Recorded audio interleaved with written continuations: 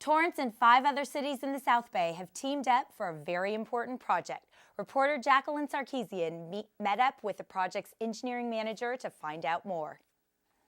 Well, we're working on this 4 years between concept and getting the cities to agree to work with us and all the agreements that takes, and then actually applying for the grant. Torrance's engineering manager, John Dettel, is talking about the effort of creating cleaner water and helping to reduce the amount of pollution for the community and environment. We want to have clean streets, and we want to have clean oceans and clean lakes. The LA Regional Water Quality Control Board has set limits on the pollution the city can release through its storm drains. These storm drains go into Machado Lake, so Torrance, along with 5 other South Bay cities, started the Machado Lake Trash Total Maximum Daily Load project. All the trash that goes into the catch basins comes out in Machado Lake. So every time they have a rain event, then the Machado Lake gets a good dose of trash. Machado Lake is a 40-acre lake that is approximately 3,000 feet long, located in Harbor City, California. The trash Dettel speaks about flows into this lake, eventually going into the ocean. In time, the material decomposes and creates nutrients harmful to the environment, wildlife, and humans. There's regulations for trash, nutrients, and toxins. So one of the first things we needed to address was trash. Led by Torrance, the cities received a state grant to install trash screens and no parking signs for street sweeping in Torrance. Well, the screens literally block the trash from going into the storm drains. Dettel even shows me how the retractable screen works. He says once the water piles up along the gutter, it puts pressure on a metal plate that then opens the screen for the water to go into the basin. He goes on to mention that this is a good example of what happens when a street has not been swept and why we need no parking signs. I'm here on Linda Drive in Palos Verdes Boulevard, and as you can see, sidewalks are being marked for scheduled no parking signs. In order to make street sweeping more efficient, Torrance is optimizing a citywide program of installing no parking signs in residential areas so street sweepers can now go to the curb and not be interfered by cars. Currently, we sweep the streets once a week, but mostly we kind of sweep in the middle of the streets. Dettel says all the signs and screens will be installed between May and June in different phases. The goal for the Machado Lake Trash Project is to have zero trash in the lake by 2016. Reporting for Torrance CitiCABLE, I'm Jacqueline Sarkeesian.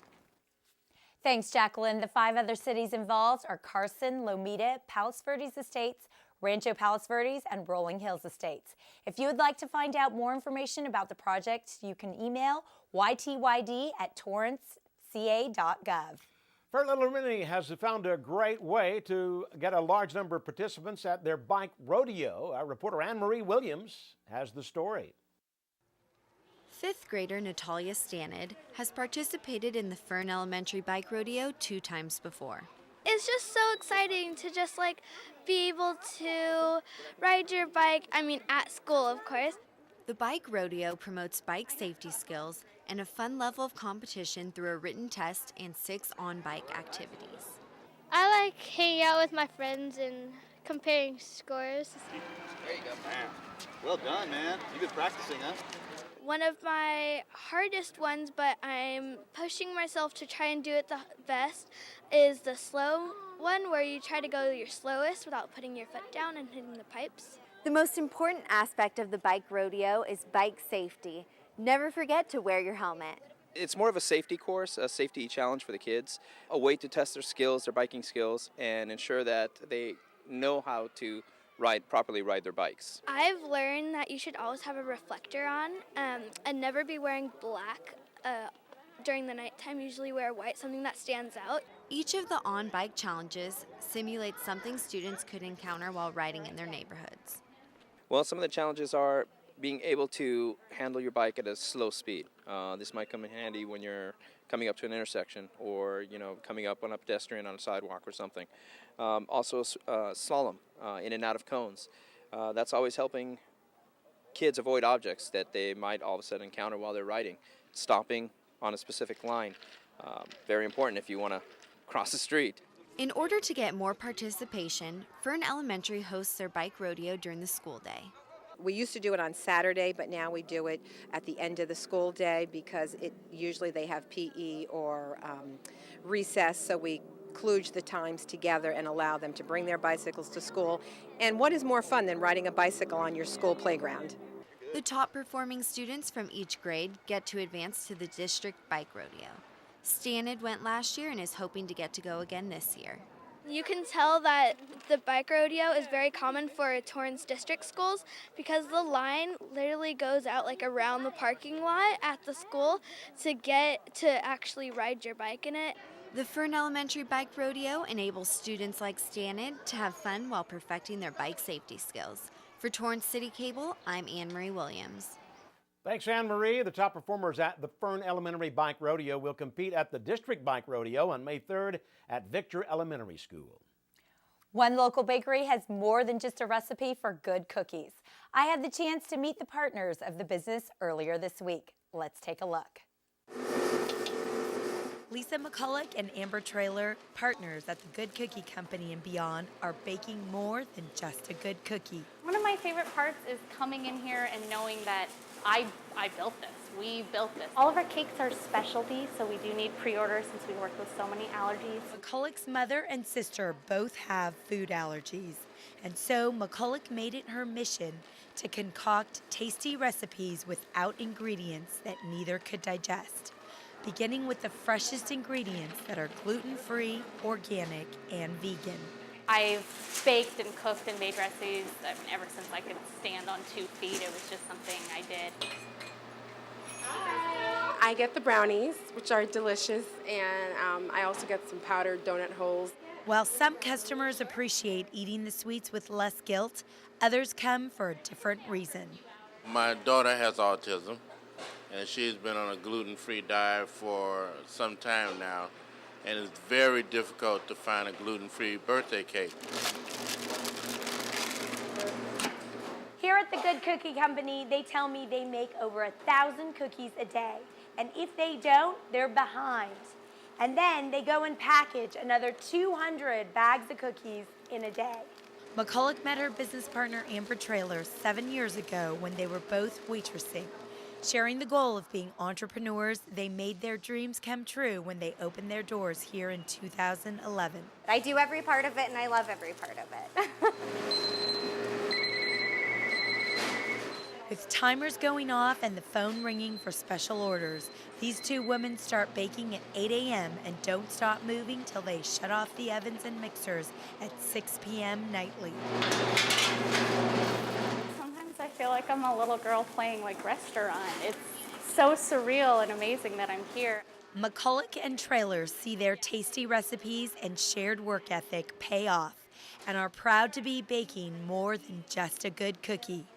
Reporting for Torrance CitiCABLE, I'm Julie Chan. Besides all the baked treats, the Good Cookie Company and beyond also makes a fresh lasagna and quiche daily with farm vegetables and ingredients all bought at the local Torrance Farmers Market. For some decades, Vince's Spaghetti has been serving loyal customers some of the best Italian food.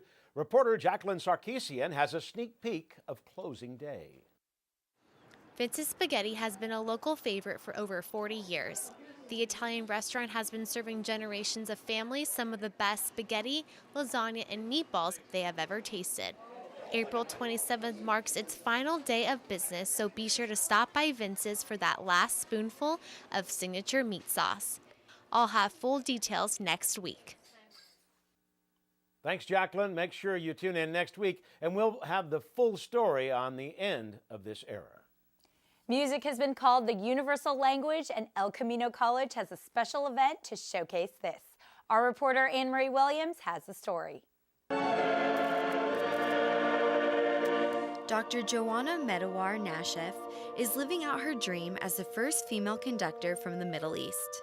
A woman can attain her dreams if she has support and she has a determination to have the chance to be a woman conducting, not replace a man, not take away from what a man can do, but completely add to the beautiful art of bringing instruments and voices together.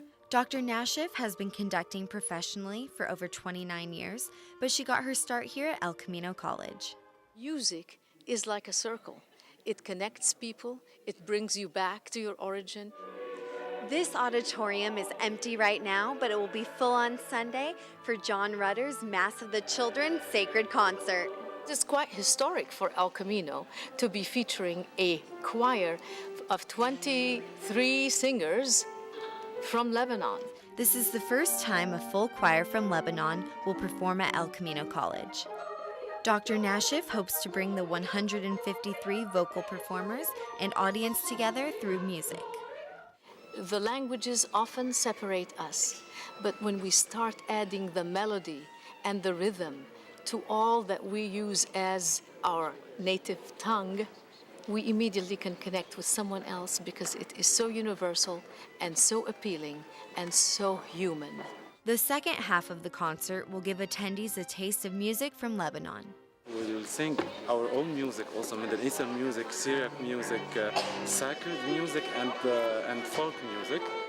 Dr. Nashif will continue to bring people together through music and inspire students to follow their dreams. For Torrance City Cable, I'm Anne-Marie Williams. Thanks, Anne-Marie. Welcome back, everybody. We got a lot of great events coming up. Here's a look at what's on the calendar. If you're looking for a new hobby, then sign up for Torrance's Adult Softball League. Registration is now open and is tentatively scheduled to start Sunday, May 4th. You can sign up to play until April 16th. For more information, go to torranceca.gov/parks or call 310-618-2930. The Western Museum of Flight is hosting an exciting activity to engage our young citizens. On April 19th from 12:30 to 2:30, kids ages 5 and up will be able to build their own rocket, space shuttle, or jet fighter. Models will be provided by Pacific Coast Hobbies and range from $12 to $14. For more information, call 310-326-9544 or email info@wmof.com. April is Oral Cancer Awareness Month, and Torrance Dental Arts is offering free oral cancer screenings all month. Screenings start at 7 a.m. until 5:30 p.m., Mondays through Fridays.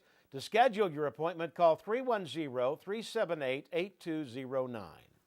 Calling all toddlers and preschoolers, join Mike Salas and his guitar for a morning of songs, interactive fun, and dance. Come out to Katie Geisert Civic Center Library on Saturday, April 19th at 10:30 a.m. This is a free event for you and your family. For more information, call 310-618-5964 or check out library.torranceca.gov. Now let's go out to the sports desk with Juan Hernandez for a sneak preview of what's to come. Juan, what do you have for us? Hi, welcome into the Sports Desk studio. This week on the show, we've got two Torrance baseball squads going at it in some non-league action, gearing up for their seasons against the Del Rey and Pioneer Leagues, and some quality time with a man who's pretty much seen and done it all. In fact, we're going to dub him the most interesting man in the South Bay once you hear a couple of his stories. All that's coming up on the Sports Desk at 4 p.m., 6:30, and 9:30 each evening on CitiCABLE 3. See you there. Don't forget to check us out on Facebook and be sure to like our page to get the latest updates on what's going on in Torrance. Well, that's it for us on This Week in Torrance. I'm Julie Chan. If you've missed any portion of our show, you can catch us again at 11 a.m. and 6 p.m. And I'm Ben McCain. Thanks for joining us. We'll see you next time.